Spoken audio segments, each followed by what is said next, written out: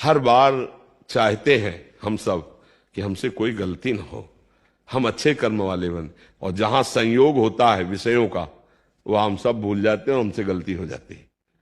देखो अंदर की बात देखो। अब हम क्या करें?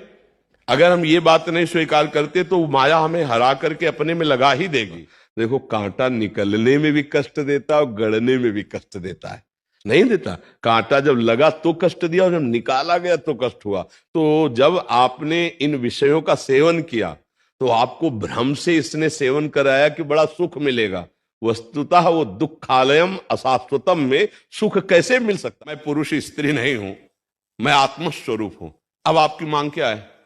क्योंकि भूख इसकी मांग है, प्यास इसकी मांग है, नींद इसकी मांग है, जनेन्द्रिय के भोग की इसकी मांग है, नेत्रेंद्रिय कर्णेंद्रिय जितनी भी इंद्रियां सब ये माया का विलास। आप उसके दृष्टा, आपको क्या अनुभूत है? आपको कौन सा दुख छू रहा है, कौन सा सुख? अब बिना ज्ञान के बच्चा तो हमारी पशुवत बुद्धि बनी रहेगी और दुख की परंपरा चलती रहेगी। मन सबके अंदर है, लेकिन मन का निरीक्षण परीक्षण साधक कर पाता है, संसारी थोड़ी कर पाते हैं। बुद्धि सबके अंदर है, लेकिन बुद्धि सच्चिदानंद के विषय में, शास्त्र के विषय में चिंतन करने की शक्ति खो दी विषयों के चिंतन। तब वो तुम्हारी टांग खींचेगा संसार की तरफ, तब तुम्हें भ्रष्ट करने की कोशिश करेगा।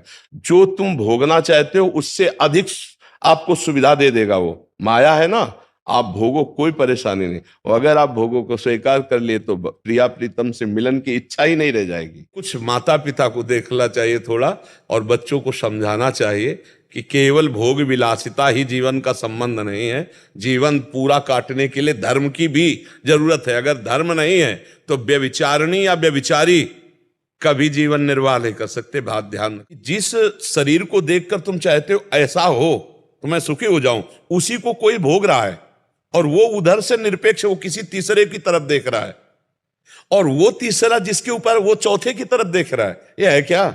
बड़ा सूक्ष्म विषय है। अगर इसको देखा जाए तो यह है क्या? बोले अज्ञान।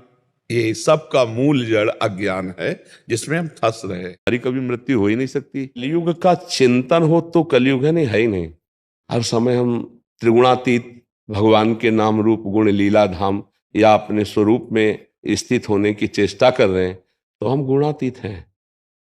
तो गुणों पर कलयुग का प्रभाव होता है, ये सतोगुण रजोगुण तमोगुण पर, माया के जनित नहीं। त्रिगुणातीत पर किसी का प्रभाव नहीं होता, वो कालातीत स्थिति होती है।